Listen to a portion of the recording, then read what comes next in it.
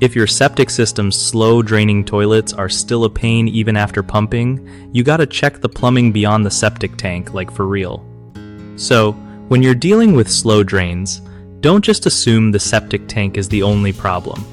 First off, look at your pipes from the house to the septic tank. Sometimes roots or clogs can jam things up there. Use a plumbing snake or call a pro to clear out any blockages. Next, make sure your drain field isn't waterlogged or damaged, because that can cause backups too. Avoid flushing anything weird down the toilet like wipes or grease, since they mess up your system big time.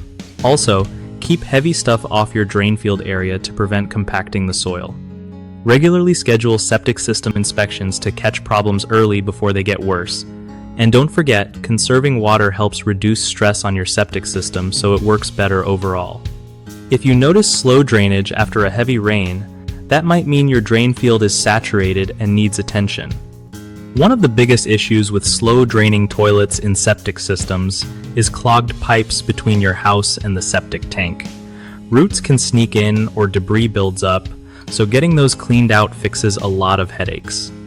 Another common problem is a saturated or failing drain field that can't absorb wastewater properly. Fixing it often means aerating or replacing parts of the drain field. The third big mistake is ignoring regular maintenance and pumping schedules. Skipping these means solids build up and cause backups.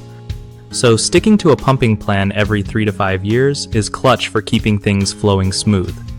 BigHomeProjects.com is perfect if you want to find trusted local contractors who know their way around septic systems and home projects.